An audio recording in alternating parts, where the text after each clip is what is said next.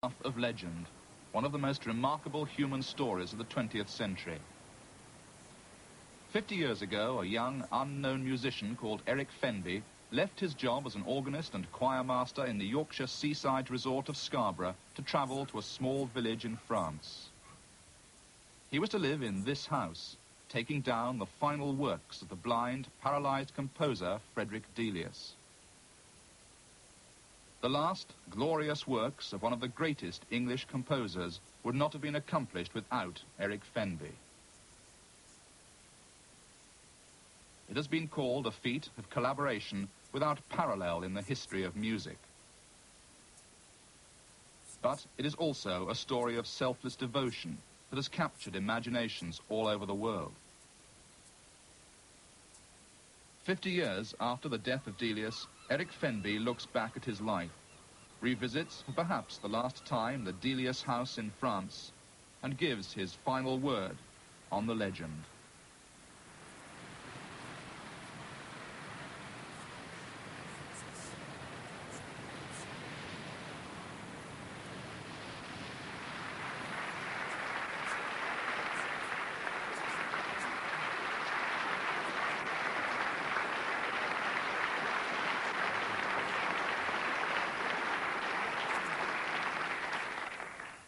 It is given to few musicians to be as privileged as I have been.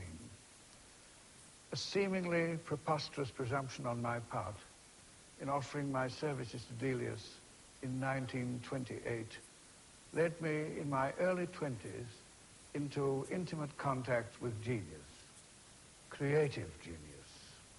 And what genius? One of the most singular and purely musical minds in the history of music. That mind was as active and positive as ever when I first met Delius in 1928, though his physical condition was appalling. For 6 years on and off, I became his hands and eyes, catching his last notes. You see, page 26. And now I have the privilege of working on their recording. I've been in the trombone. But I'm also a composer of sorts myself.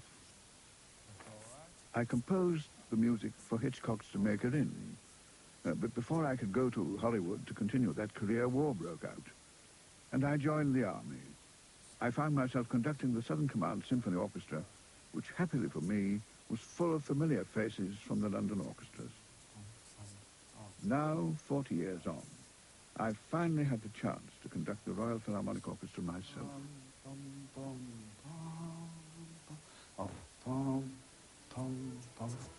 Good. Down, down, up, down, down, up.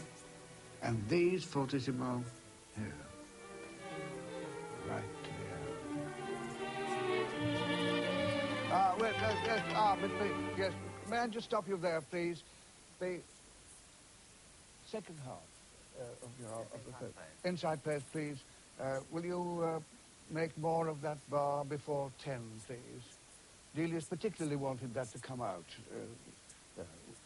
Violas, all you have there. 1, 2.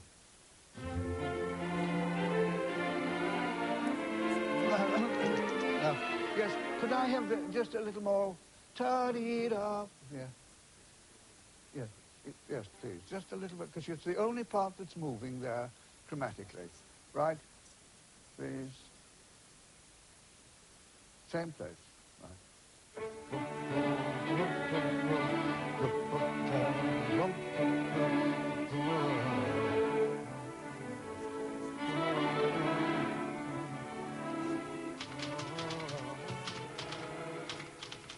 I've taught a lot in Scarborough after the war, where I met my wife and my 2 children were born. Professor Stevens, Yes. Yes. Would you like a cup of tea? If I may, please. Yes, Right, I'll bring you one. And at the Royal Academy of Music, where I was a professor of harmony. I still love to visit the outstanding young musicians at the Yehudi Menuhin School in Surrey. What is so stimulating is their obvious interest in Delius's music. Don't take any notice of the marking there. Mezzo forte, start piano. And look, you must try and give the impression that you're drawing this or coaxing this music out of silence. You see, it's too pedestrian. It's got to exult a little bit. Now, have you got it? I'll do it with you. Now.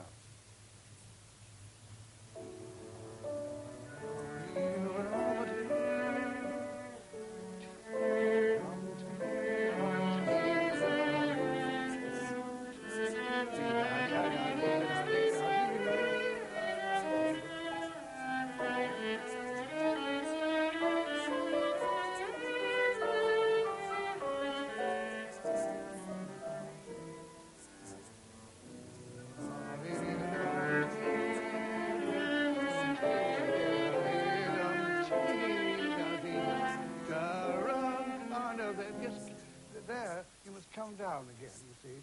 Ta-da-da-dum, ta-dee-da-da-dee, ta-da. A new idea. You see, it's like a mixture of melodic prose and melodic verse. And you've got to merge each one as it comes in time. The really difficult thing is, of course, Delius, like most composers, could not possibly put that kind of thing down on paper. Mm. The important things cannot be put down on paper. You arrive at them by intuition. And love, and of course, your intellect. Yehudi. Ah, Eric. delighted. What a joy to find you here.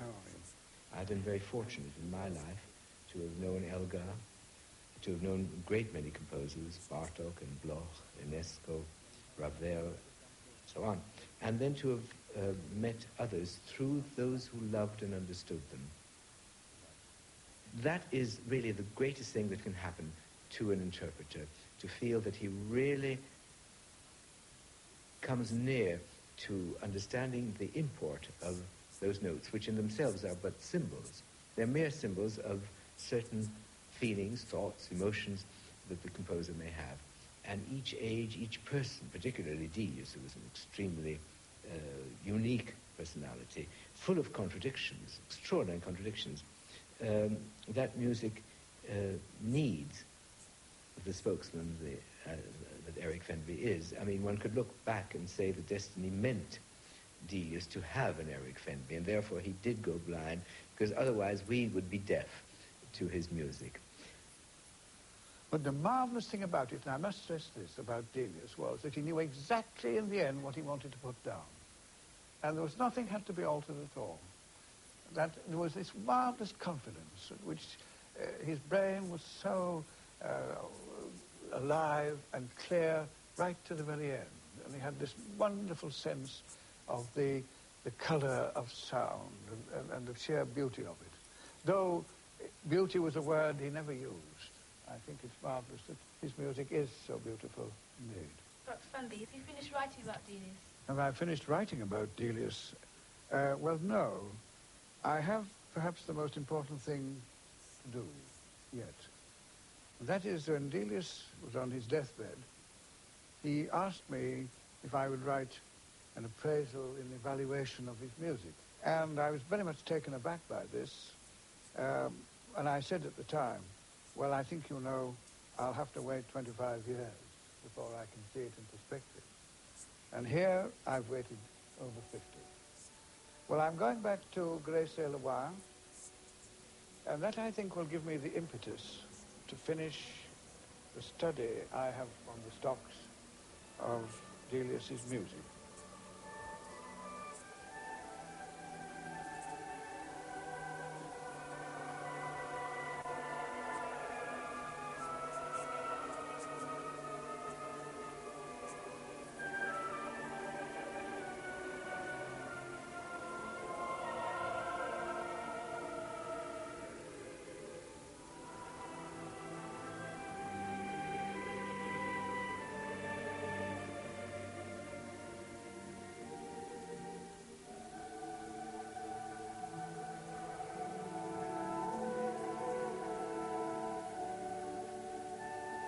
I can remember exactly what I was thinking when I first made this journey all those years ago.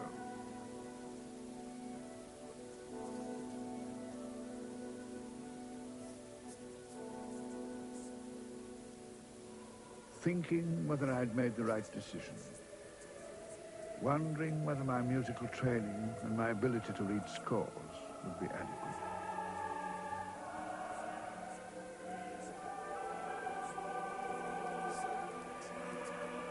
I was 21. Music was my life, but until then, Scarborough had been the limits of my horizon.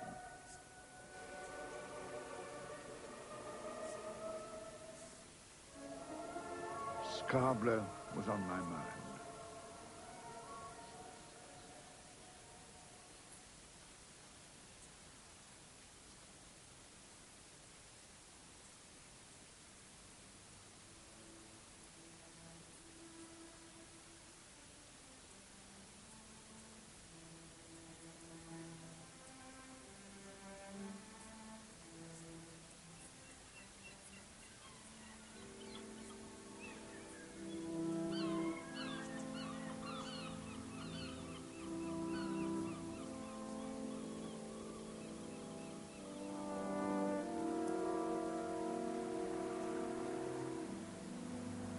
I have a favourite place near Scarborough, the Cloughton Cliffs. I used to come here as a boy and sit on the rocks reading scores.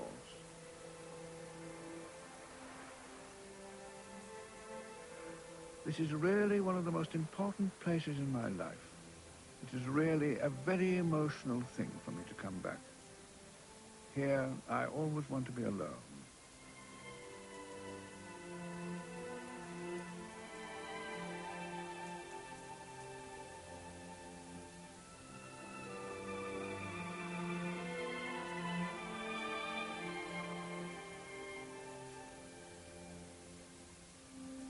My family lived in the once dignified Trafalgar Square at number 25. And my father was a second tenor in a male voice quartet of Scarboroughians called the Crescent Quartet. And they were really quite famous because they won cups in competitions all over England. They used to practice at our home, and because I had perfect pitch, I was able to know in my head the notes and the chords they were singing. In fact, I was soon able to detect the sounds of nature and even the overtones. Once I astonished my father by saying that it was thundering in E-flat.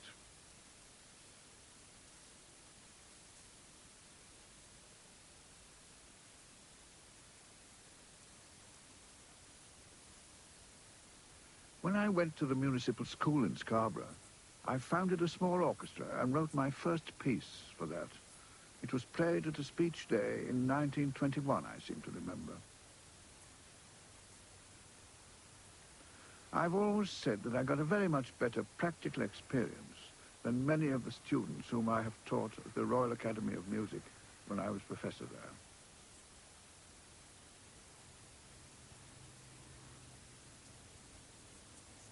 When I was 16, I was articled to Claude Keaton, who was then organist at St. Martin's Church.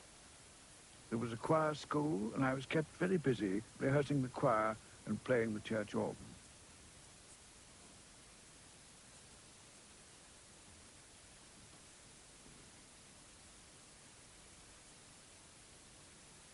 I wasn't much older than the choir boys and not much taller. And once I remember they glued me to the seat of the organ. Oh, with treacle. What a mess. Cassock and surplice ruined.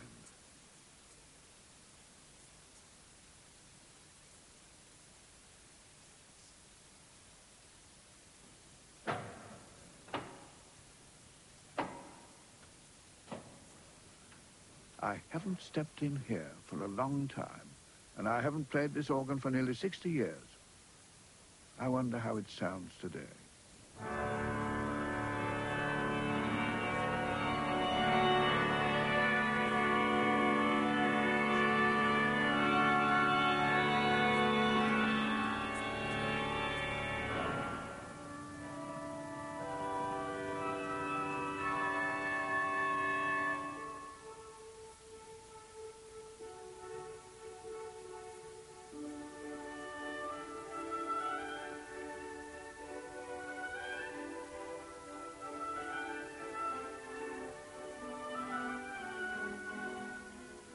Scarborough, the queen of watering places, was a town full of music, and the hub of the musical activity was the Spa, with its magnificent orchestra conducted by Alec MacLean for nearly 25 years.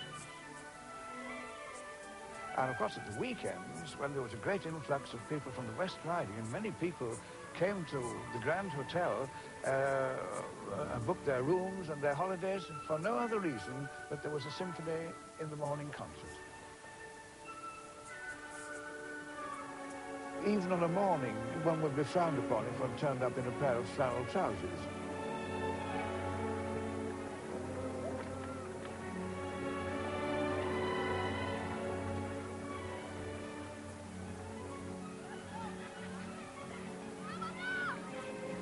I must say that in years to come, I was to hear remarkable performances of Mozart symphonies, for example, by Beecham.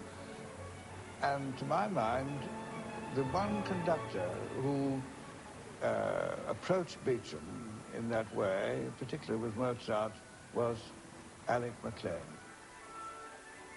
He was a superb conductor, aloof, aristocratic, with a marvelous sense of occasion.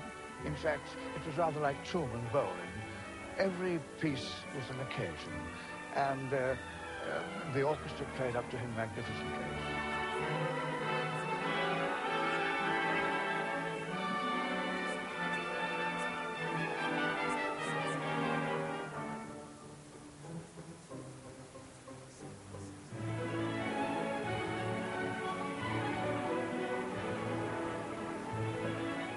And having become friendly with Alec MacLean, he very kindly allowed me to conduct some of my early works on the Spa.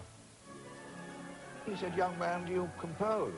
I said, "Yes, I compose, but I'd like to see what's something of what..." I brought a piece along, and he said, "Yes, well, now then you shall conduct that, and be prepared to conduct it at one of the morning concerts. I shall let you know, and you will conduct the last item in the program." And so when most people were filing out to go for their lunch along to the tramway, I was given the stick, and I went on and conducted a string piece of mine. I was absolutely terrified, and I found the stick was wobbling about in my hand, my legs were trembling, I was in a terrible state. But somehow or other I managed to get through it. When it was over, and I left the stage, some of the players tapped on their music stands. Happily, they didn't move their feet around, because that's always a very bad sign. They tapped on their music stands, which meant that they liked it. But the great thing was that the two double bass players waved their bows at me and said, "Oh, write music like that again." I was very delighted.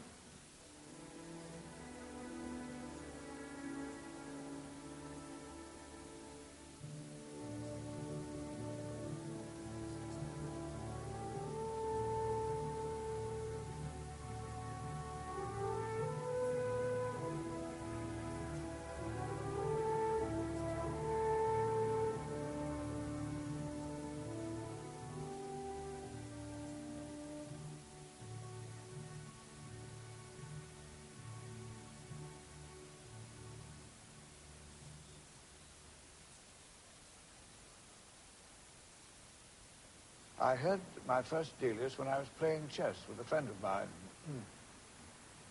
I was almost on the point of being mated, and my friend got up and went over to the wireless in disgust and switched it on. And there, to my amazement, I heard a music that I'd never heard before.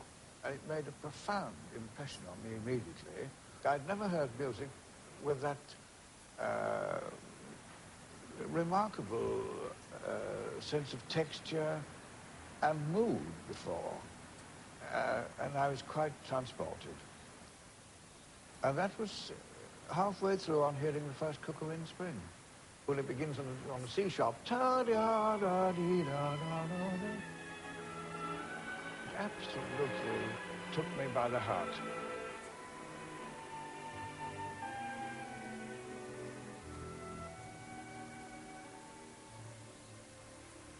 I had noticed in the Yorkshire Post, which we used to take, that there was something about a composer.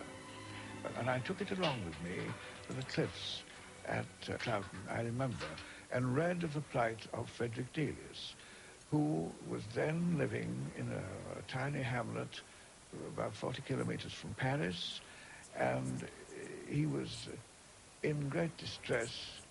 He had become blind and paralyzed and was unable to complete his life's work. I was profoundly upset by it at the beginning. And as I began to go more and more to cliffs and the coast, I began to wonder whether I might be able to do something about it. The idea pursued me like a hound of heaven and finally caught up with me in this very place.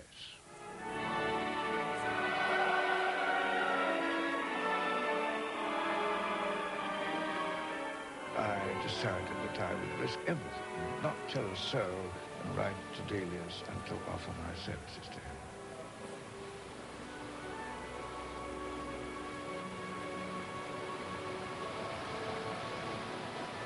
The gist of the reply was that I was to go as soon as I cared.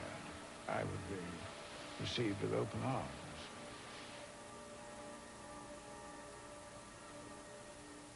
I went to France in the October of 1928, and I stayed there with Delius off and on until he died.